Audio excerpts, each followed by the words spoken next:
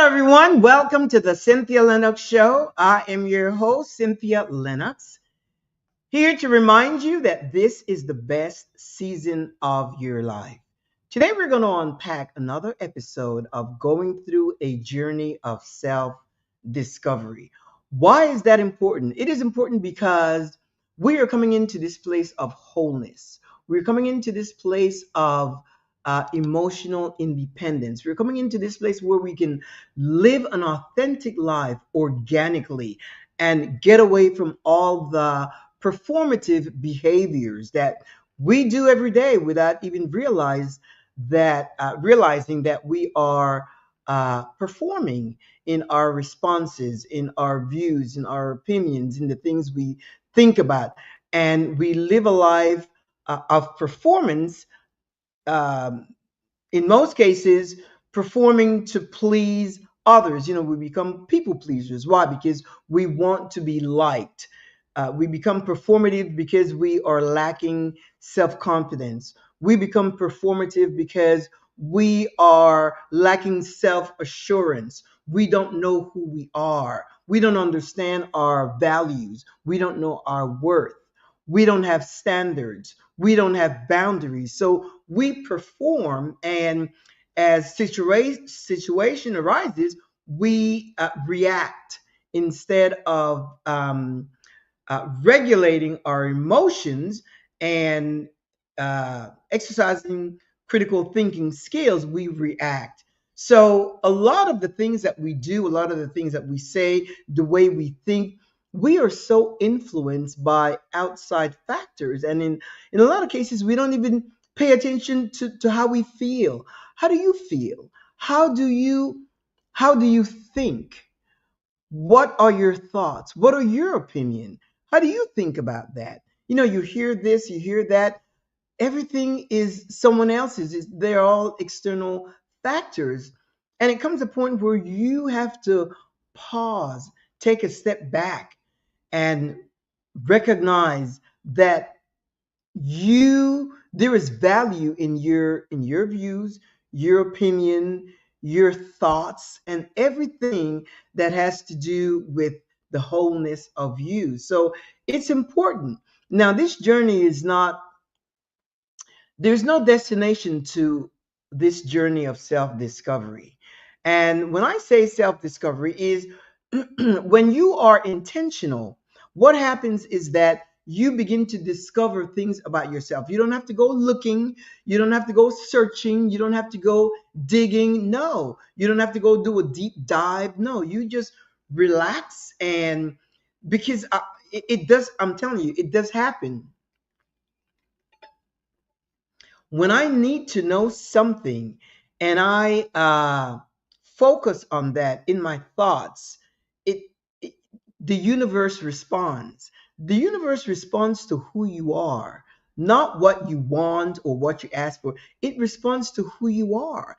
And when you develop a quest to know things, whether it pertains to yourself or something on the outside, it will bring that information to you. That's a fact. Try it and you'll see. You don't have to go, because see, when you go looking outside, then you're always subject to external influences, external uh, motivators, external thoughts from someone else.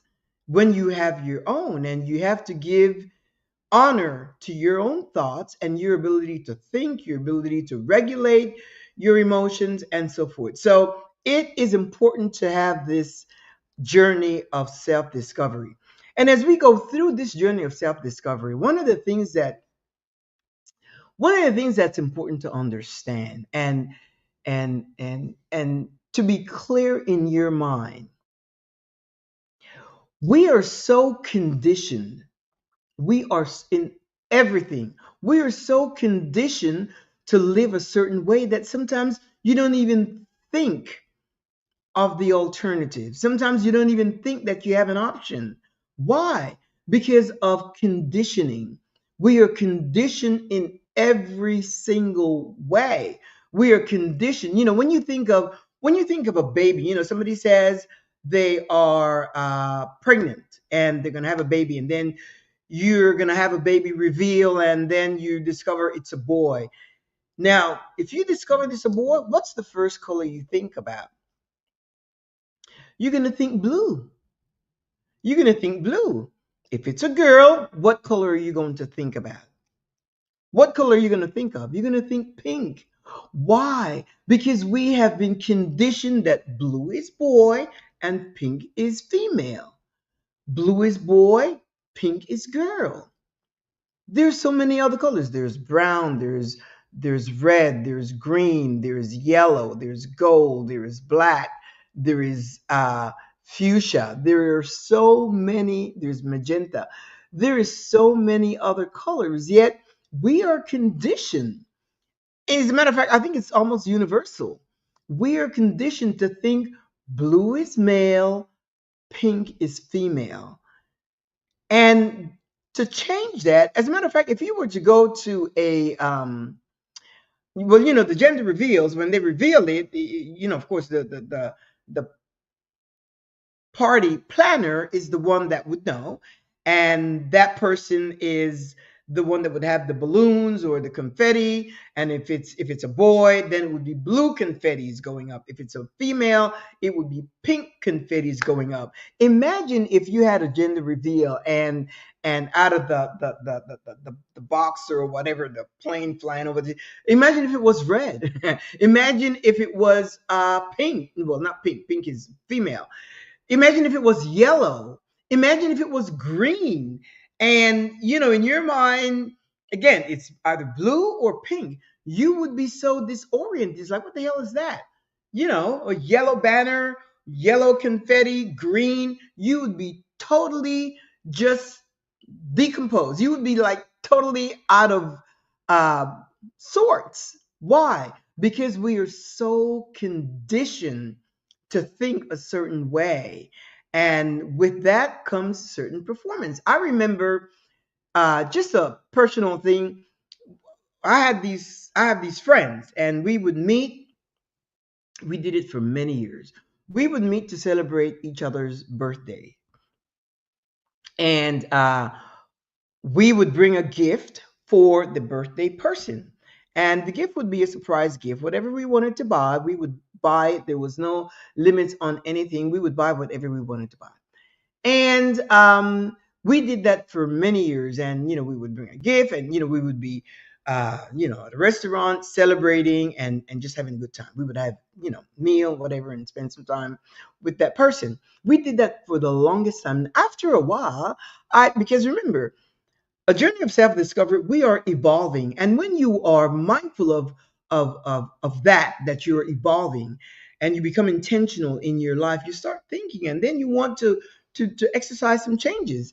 So after many years of doing the same thing over and over and over and over, I proposed, and I said, let's, instead of just bringing random gifts for that person, let the birthday person tell us what category, what genre, what category of gift they want. Do they want jewelry? Do they want cosmetics? Do they want travel accessories? Do they want clothing? Tell us what genre, what category of gifts you want, so that we can narrow it down and hopefully give you something you like, or something that you can wear or use or whatever. And everybody said, "Oh yeah, that's a good idea, whatever." And I remember one time I got a foot massage uh, uh, piece of equipment. It was like a electronic foot massage. You put your foot in the thing, and it massages it and gives you a whole experience. And I was happy doing that. I think that category was like toiletries or something like that. But anyway, so I was able to do that. But I really enjoyed doing that. I think it was like self care for that person. So you could have given that person a gift certificate to a nail salon to have a pedicure or manicure, whatever. So we did that for a long time. And after a while, I said, you know what? Let's just let's just quit the gifts. I said, let's just stop giving gifts because I don't know. After a while, it just got like so monotonous. So every time the same thing. I said, let's just come together. And generally when we would meet, it would be at a really nice upscale 5-star restaurant. We did not hold back. As a matter of fact, we did not hold back to such a point that one time we went to this restaurant, and generally we would order like a bottle of wine for us or whatever, and then get another one and whatever. And then the waitress, she came. I'm just putting this in there because I remember that, and it was kind of funny. Well, funny, not funny. She came, and most of us would have the same wine, Cabernet Sauvignon. So we would say a bottle of Cabernet Sauvignon, and we would, she would share it, pour it for all of us. And so this waitress came, and she suggested the wine list, and we said, "What's your best Cabernet?" And well, she pointed out one on the menu. We did not even consider what it was. Now, we're all wine drinkers, but not like wine connoisseurs. So even if a wine has been aged for years, to me, that makes no difference. I don't care how many years it's aged. I just want a nice tasting Cabernet Sauvignon. Well, anyway, when she brought the bill, anyway, she brought us. As a matter of fact, I think I was the one. I said, "Oh, we'll have this one."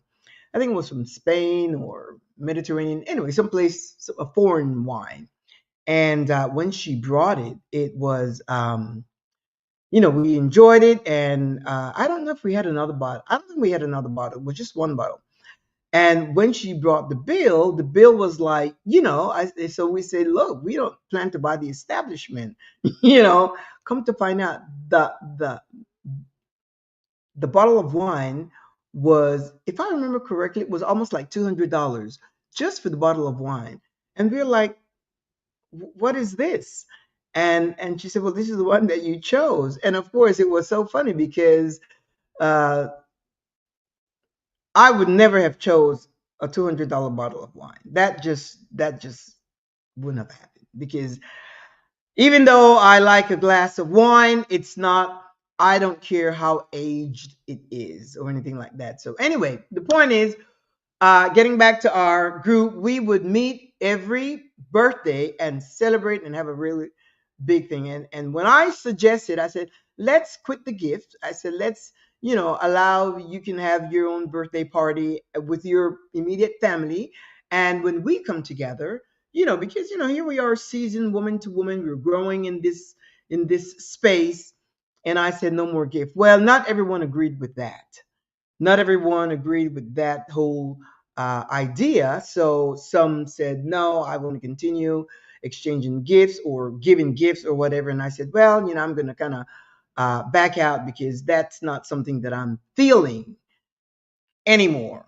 So there were a couple of us that said, no, no gifts, and then a couple, exchange gift and so forth. So the point is, we continue to evolve, we continue to change. And in that setting, we were so conditioned to a way of doing things. First was, a gift to everyone, anything, and then we change it. And then another thing also, we used to go to the same restaurant over and over. And I said, you know what? Let's switch things up a little bit.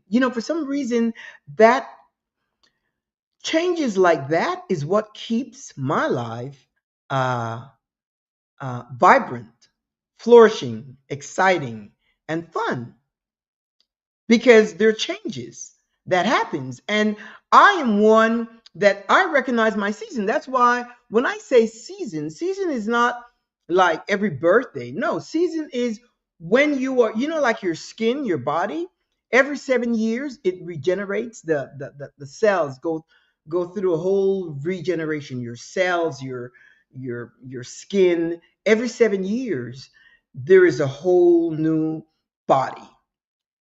Well, in our minds, in our emotions, in our thoughts, in our mental development, in our growth,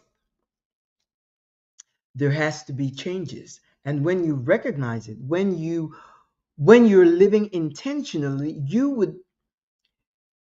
you will notice it. But it takes courage to change it, especially when it involves other people.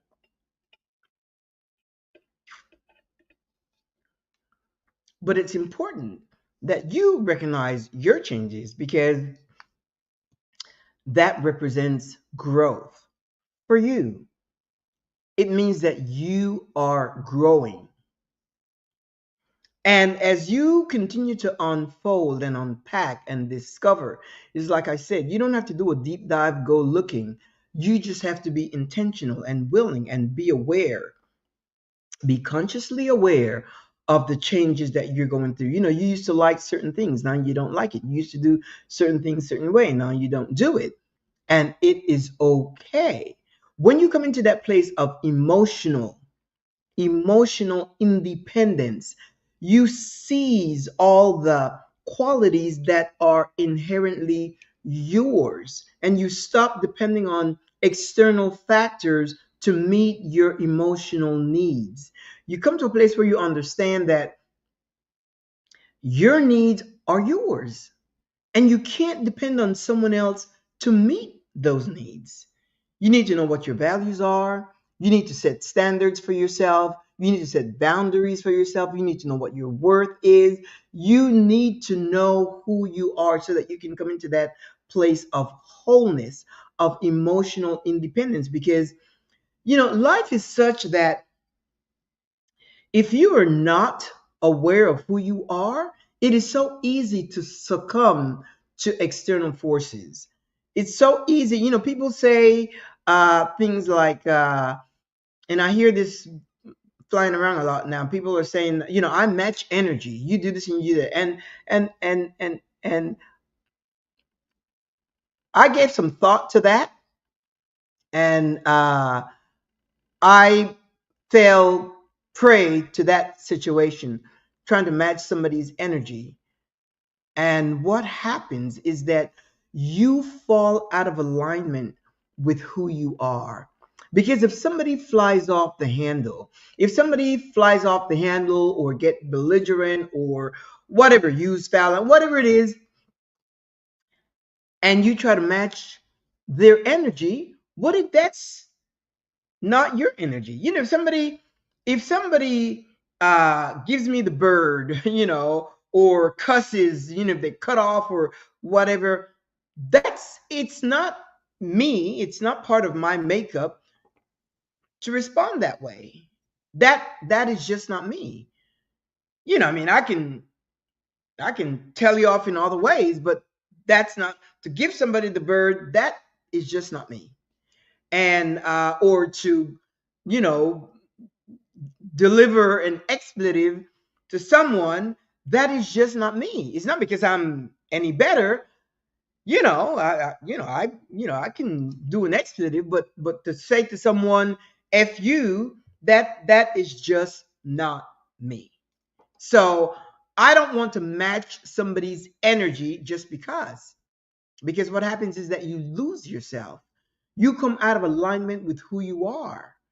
You are not exercising emotional independence. No, I am independent as to how I respond to different stimuli.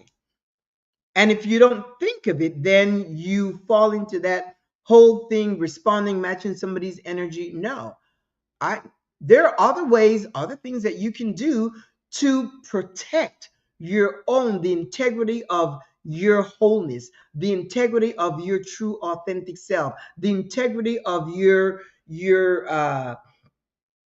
values, the integrity of your standards, the integrity of your boundaries. You have to protect that. But in order to protect it, you have to know what they are. And if you don't know what they are, you will just do whatever, whenever, with whomever. And that would make no sense at all.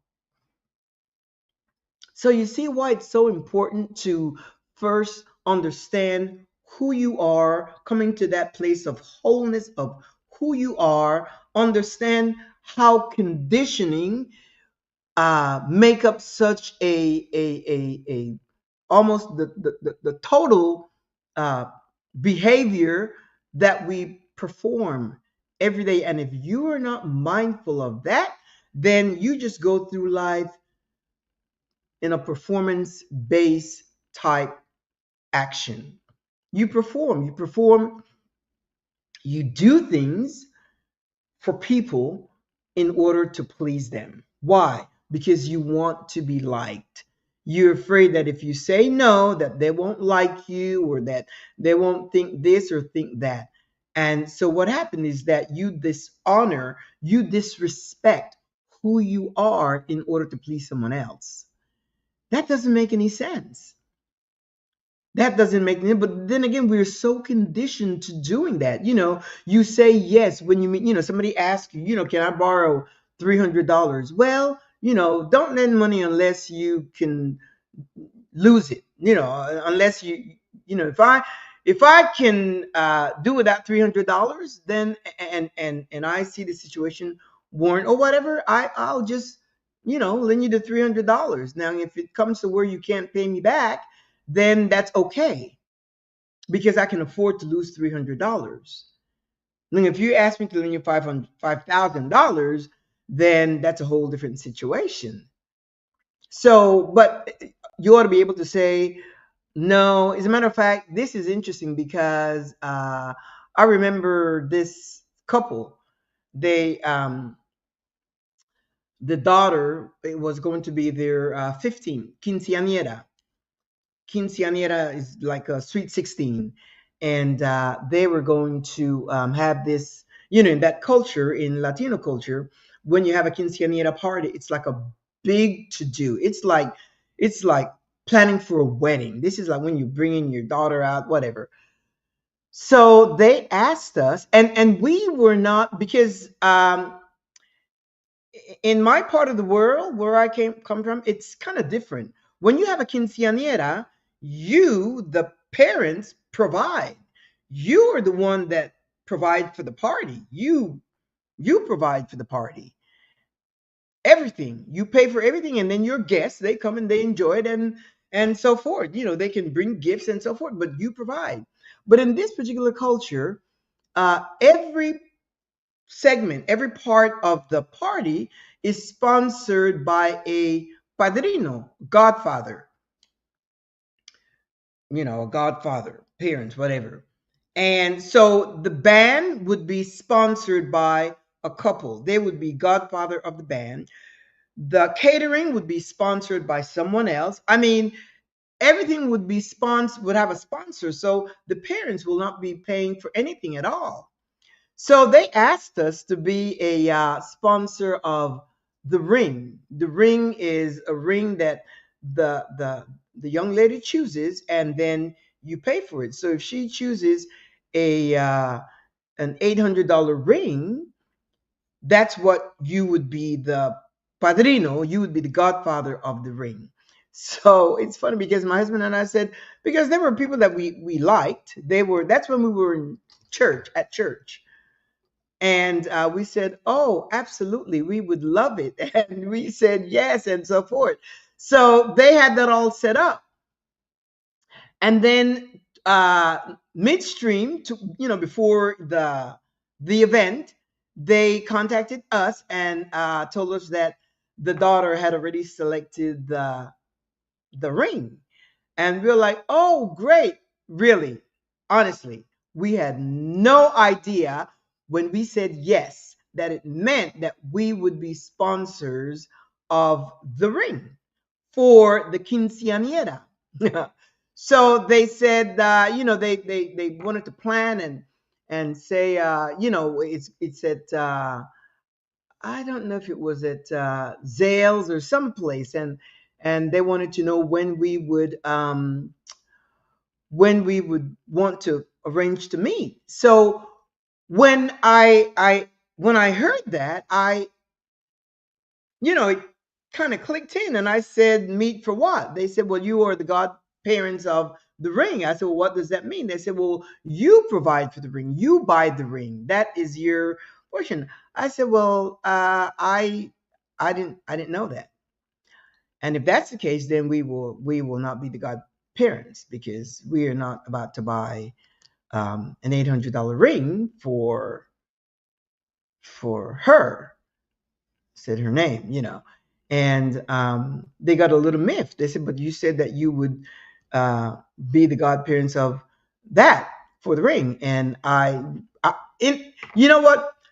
Our mistake or my mistake, because I think I'm the one that said yes after discussing it with my husband, and I should have asked, what does that entail? I just assumed that people that they chose because there was a good relationship and so forth, that it would be just a recognition that they are the godparents for the ring, and these are godparents for the music, and these are the godparents for the catering and the establishment and all of that.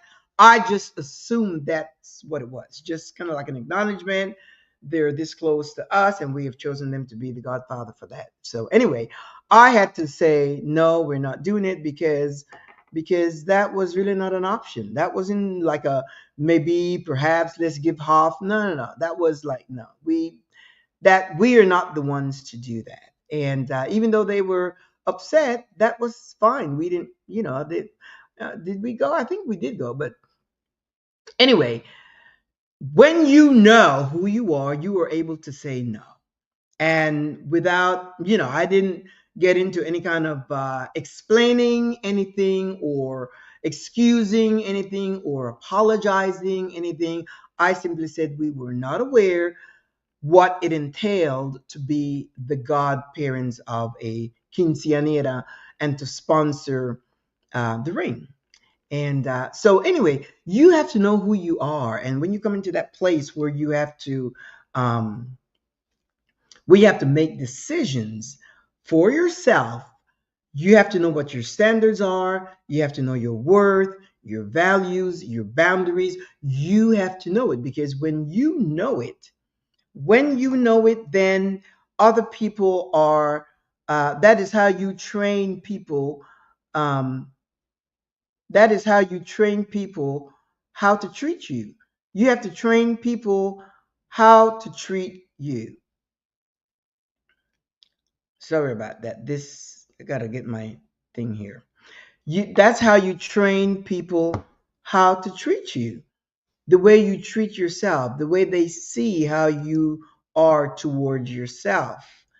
But because we're so conditioned I'm telling you, we are so, for those of you that are also going through this journey of religious deconstruction, that is another thing.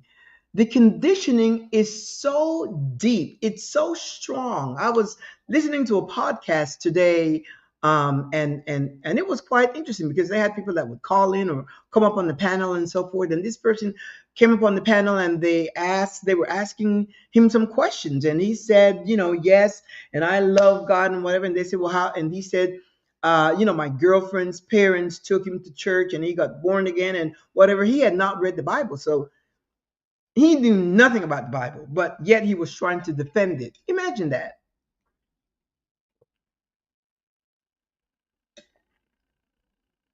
When I pause and have a sip of this water, it's cucumber lemon water infused, and it is so refreshing that sometimes I want to take a bigger sip, a longer sip. So just bear with me, but it's so cold and refreshing. And that's the only way I can drink water, with infused lemon and cucumber. Plain water is not something that I enjoy. Anyway, so that's the thing. We are so. This guy did not. He didn't know anything about the Bible, but yes, he came on the panel to defend a doctrine that he knows nothing about. So what does that tells you? It tells you that the person has no emotional intelligence, because he tried to defend something that he knows nothing about. And if you know, for you that's going through religious deconstruction, it is imperative that you know. Because once you know, if you were to pick up your Bible and start reading it from Genesis, you would know things that you don't think about right now. And first of all, it is so important that you understand things are made up. We make stuff up. We make it up. I had not done this religious deconstruction, because when I left church 16 years ago, I that whole religious deconstruction was not trending. So that was not a thing for me. But I did go back and look to see, because I wanted to make sure that I had a clear understanding as to why I was walking away from this faith. I knew emotionally why I was, but I needed to know. Um, I needed to know the facts. I needed to know the scientific, archaeological, the facts about the history of the Bible and so forth.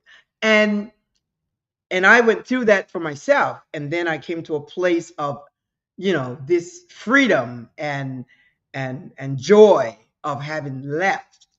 My life just took on a whole different path, a wonderful, amazing path, actually. And then I realized, how toxic uh, religious indoctrination, Christian teaching is. So many things that we are told about yourself. And that is why this struggle of not feeling worthy, not feeling enough, not feeling valued, because it is pounded in you day in and day out. And you're told not to lean onto your own understanding, so you think it's, fear comes in, where you're not leaning onto your own understanding. You're afraid to think for yourself. That is an insult to your intelligence. And one of the recent things I did, because that I went and I looked for, that I hadn't done 16 years ago, is people say the Bible is the inspired word of God, right? The Bible. Now we know that the Bible was written by religious scholars and authors of the ancient days and things of that. When they had the council together and they got together, and it was like a collective. They got together and made all those decisions. And one of the things that I went to look at, investigate, check out recently was, if they say the Bible is the inspired word of God, and we know that back then, they, again, the council, these, ancient men, they chose which books to incorporate into the Bible. As a matter of fact, I think there was a book of Enoch which was not incorporated. Why? I don't know, and really, I don't care. I don't want to spend time going looking at that stuff. But then, my question was, if the understanding is the Bible is the inspired word of God, and I went to look up, like, okay, so you have different authors, who which ones were inspired, who determined that, who determined which one, which book was inspired by God and which book was just uh factual evidence, which book, who inspired who determined who was inspired. I went and I looked it up, and guess what? The collective, the council of leaders of that time, they decided which books were the inspired word of God. Think of that. That doesn't even make a lick of sense. So I'm going to be ruled and guided and intimidated by a set of rules and laws and all of that, regulations, by the opinion, excuse me, of a council of men, because there were no women that I know of,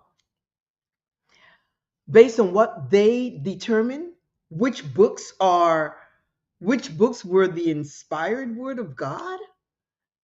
So I set my whole life up following these doctrines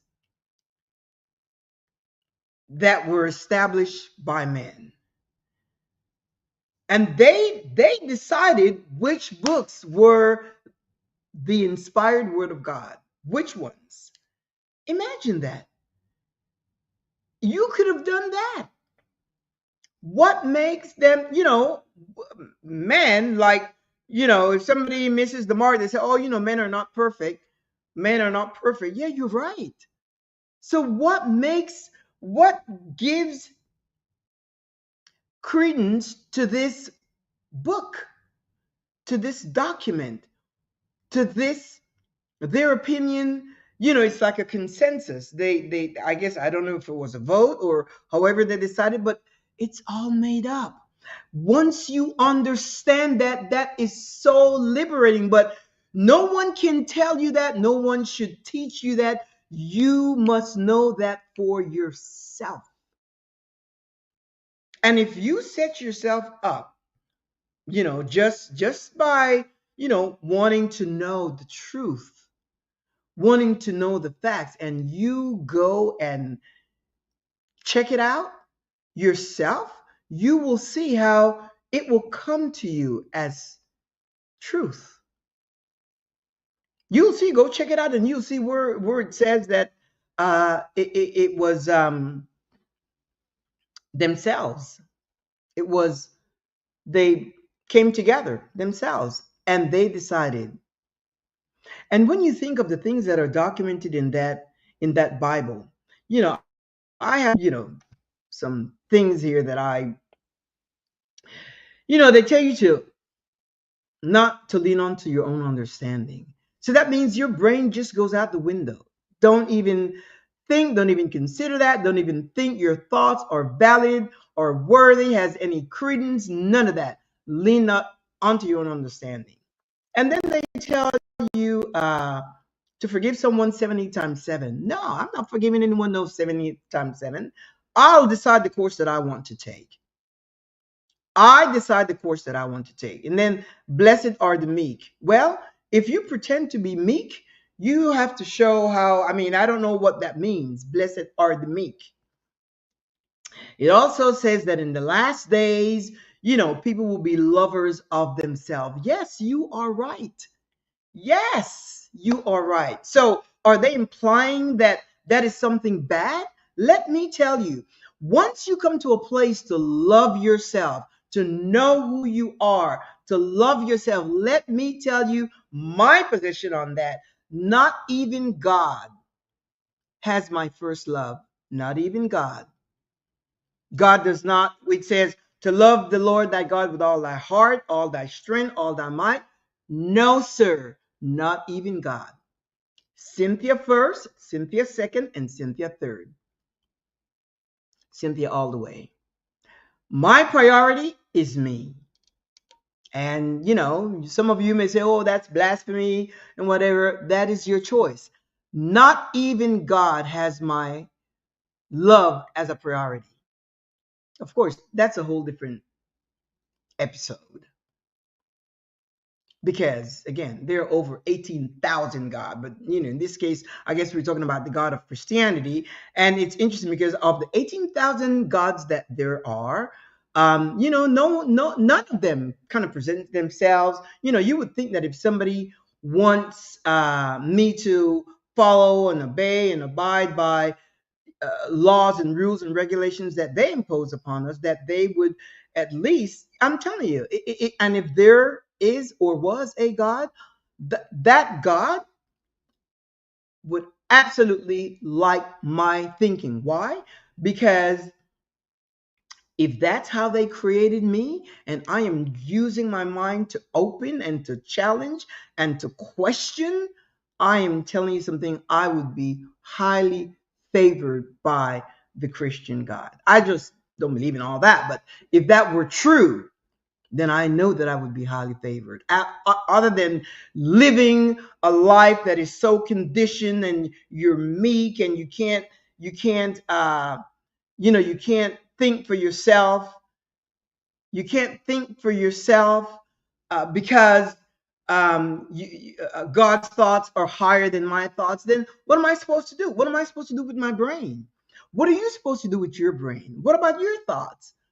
Do you see the frustration? And that's why there's a lot of suffering, because there is emotional suffering, because sometimes we want to do things or we think this way, but then there's a struggle. There's a struggle with what you've been taught. Like it says, if anyone loves me and wants to follow me, they have to hate their mother, their father, their children, their brother, their sister, and deny yourself and follow me. No, that is not going to happen. That is not going to happen. I'm not going to hate my mother. I'm not going to hate my father. I'm not going to hate my sisters. I'm not going to hate anyone. And I'm not following anyone. Again, that's just me. That's just my position. You have to learn things for yourself. In order for me to come to this place, I know some things that works in my life. So no judgment. And you can judge me if you want to, but I know some things that works for me. And it's not a matter of being proud or arrogant or no, no, no. It's what you know. When you know the truth is what sets you free.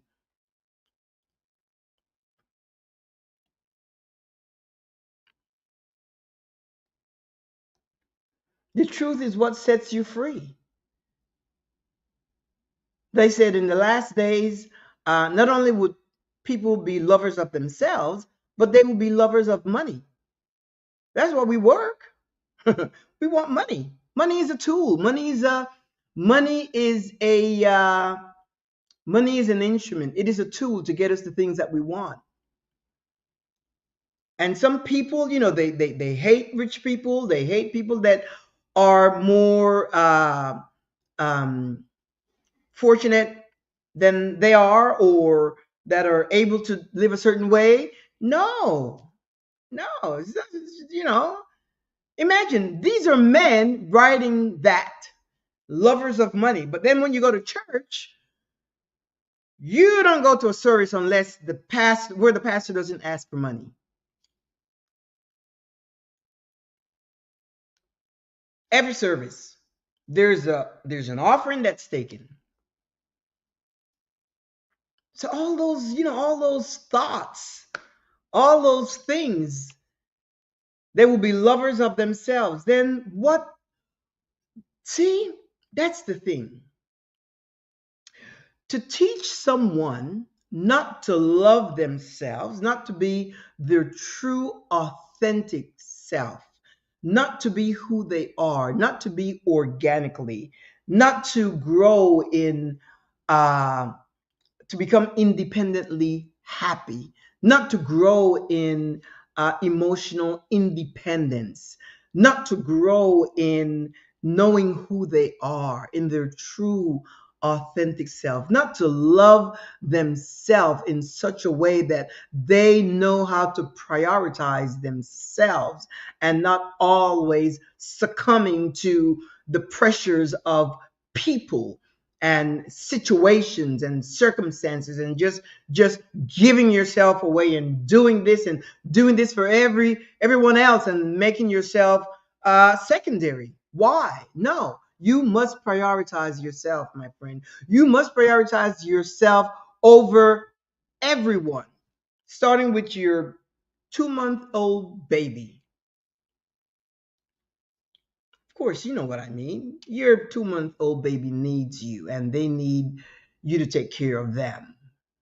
But, they grow and you teach them to be independent as well.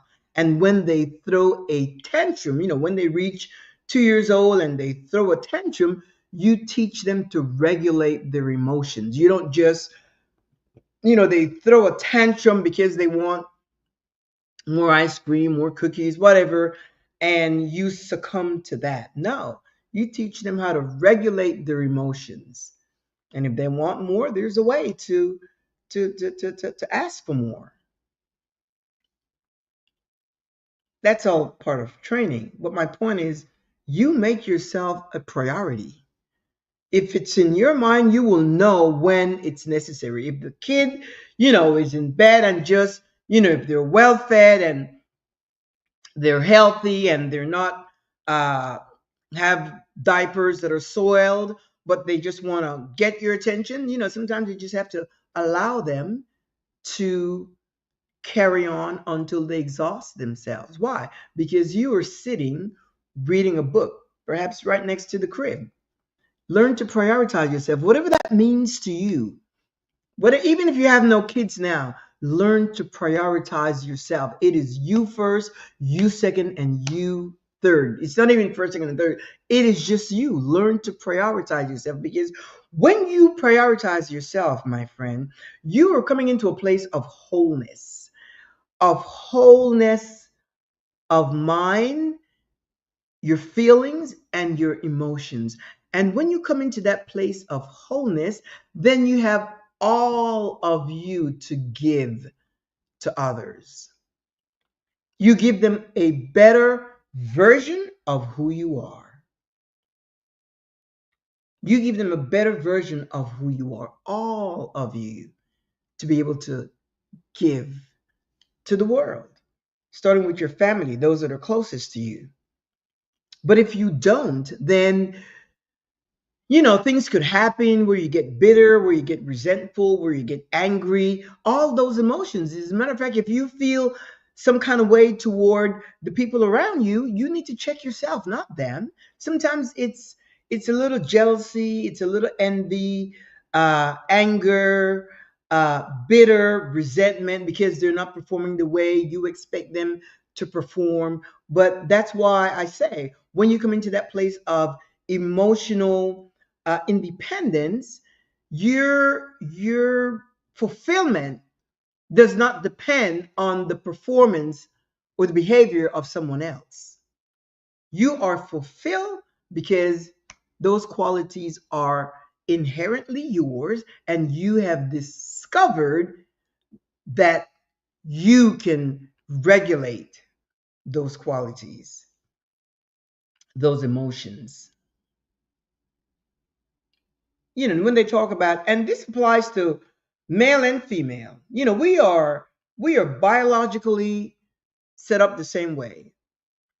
In our minds, or let's in our society, in our culture, we're taught that men are not emotional. Men don't, as a matter of fact, they're discouraged from being emotional. That's not true. We have the same biological makeup when it comes to do with feelings and emotions, both male and female. We express it differently. Why? Because society has conditioned men. Men don't cry. When you tell a little boy, man up, man up and do this, men don't cry. So what happens? They suppress who they are. They suppress their emotions, and they can't be themselves. Why? Because we have taught them, little boys, that men don't cry. So they grew up trying to be tough and macho. And not only do they suppress those emotions, when they marry, when they're afraid to express it. They're afraid to share emotional things with their partners. Why? Because that's what they have been taught in our social circle, the cultural circle. Men provide financially, take care of the bills and all that, and safety. That's it. And then they're assigned to women, to take care of the house, to cook, to take care of the children and all that. These are all gender assigned, social construct. Get rid of that.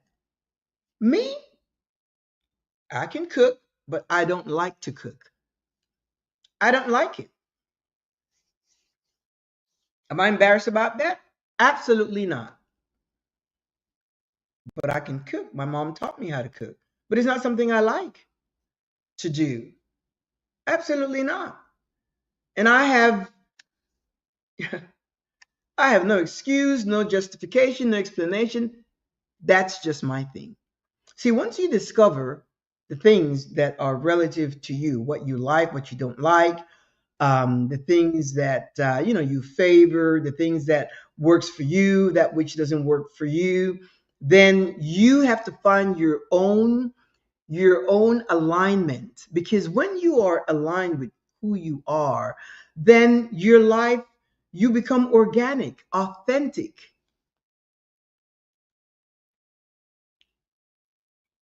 trustworthy.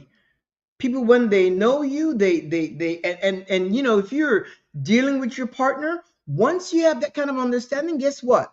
The relationship grows in greater respect and admiration. But what? You have got to be aware of that. You have got to know that. You have to be intentional. You have to have a conscious awareness of those things. But it starts with you. So all that thing about the and when some people say, well, I it's not religion or church. I have a relationship with God. If that's the truth, then we don't need pastors, bishop, prophet, teachers, um, who else? Apostles. We don't need any of those. Who came up with those titles? My friend, once you realize that all of it is made up, and that's why along the years, things keep changing. When you have a different interpretation of the Bible, a different translation, what is that? That is someone else that has come along in another century, in another decade, and they have a different perspective. So it is modified, it is changed, it is modified, it is rewritten. The language has changed. That's why you have the, the plain English, the King James, the Amplified, and you have all these. I used to have like 100 Bibles. I got rid of them. Why? Because I wanted to come into a place where I would know which is which and which one says what the other. But it's every decade someone would come out, or every so many years someone would come out with a different version, a different understanding, a different take, a different perspective, a different view, a different opinion, and they would pen it in a new Bible and they would give it a name. They would give it a name. That's why you had the original King James and then you had the new King James. Why would you need a new? What does the new one mean? A new one means that it's been revisited and some things were changed.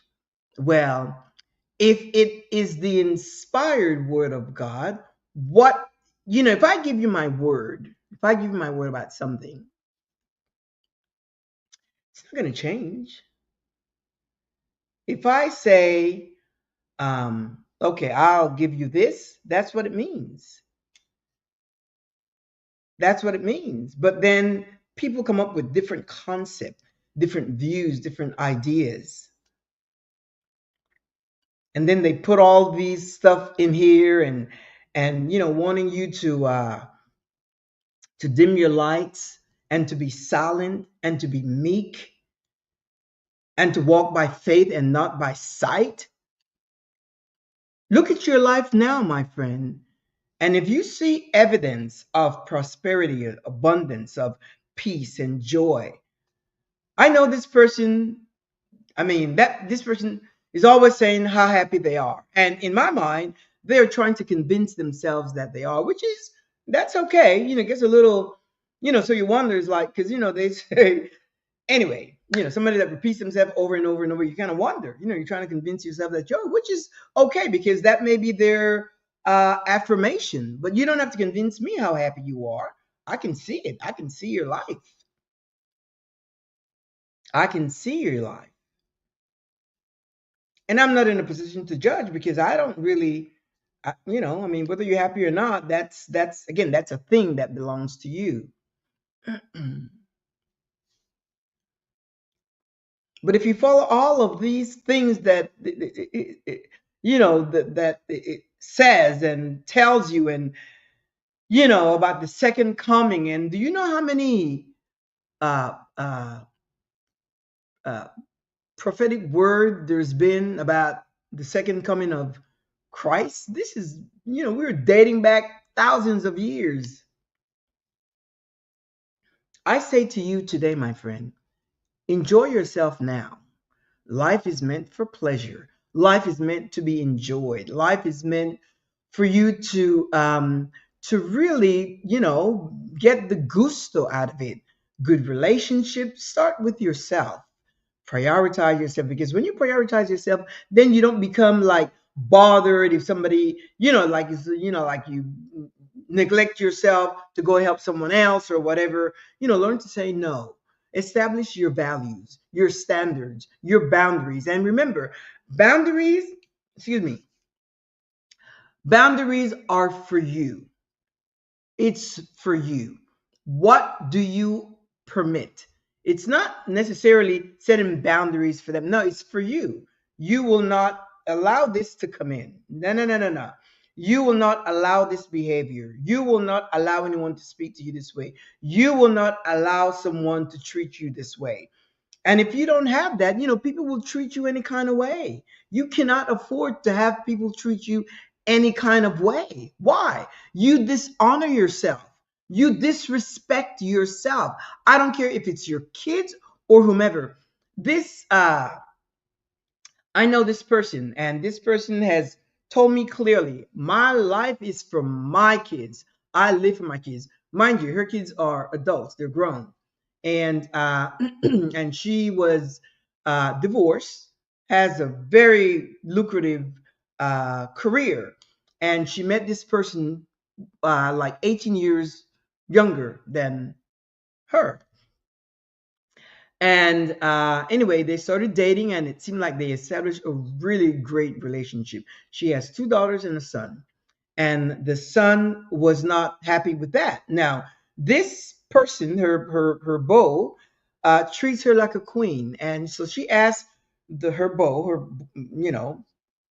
partner, why does he like older women? And he said, well, I don't like older women. I love you. He wanted to make a point. I love you. And anyway, her son was not happy with that whole relationship, and he just, just bug her, until she decided to end the relationship. They had lived together for like 7 years, but the son was so unhappy with that. His mother having a a partner that's 18 years younger, and the son wasn't having it, and she just let it go because of the son. So you see, this person, there were some insecurities, and as she said, she lives for her kids. She did not prioritize her feelings, her love for her partner, even though he was 18 years old. But he treated her with utmost respect. Every time I would see her, she would say, "Yeah, he treats me so well," and she just could not get it in her mind that he could love her. Mind you, she was a beautiful woman, but she just could not get it that she was deserving of that love. My friend, it is important that you prioritize yourself, starting, well, not just now, but just in case you neglected yourself back then. You must prioritize yourself, because when you come into this place of wholeness, then you will give a better version of who you are to the world, starting with your immediate family and those that are close to you. When you know who you are and you walk in that emotional independence, then you will not depend on outside factors to meet and fulfill your emotional needs. And with that, I'm going to leave you. Uh, Drop me a note at thecynthialinoxshow.com. And whatever questions you have, I will respond. I am also a certified life coach. If you have any questions, um, you can, again, drop me an email. Send me an email and we can chat. I offer a 30-minute complimentary chat to just make sure that we are the right match, the right energy, and so forth. Some of you do need a coach, and I would encourage you do it for yourself, whether it's me or someone else. If you need a coach to walk you through and to walk alongside with you and to encourage you, then get yourself a coach whom you can trust. And with that, I'm going to leave you so that you can have a fantastic weekend. Of course, tomorrow is Friday, but then comes the weekend, do whatever you have planned, have fun, enjoy it. And I will see you next week, same time, same place, Thursday afternoon at 2 p.m. Central Standard Time. And if you can't, meet me in here, just check out the icons down here: YouTube, LinkedIn, and Facebook. You can pick it up 50 24/7 and just watch it 24/7. So, ciao. Have a great few. Well, I'll be back next week. In the meantime, you have a great weekend. Ciao.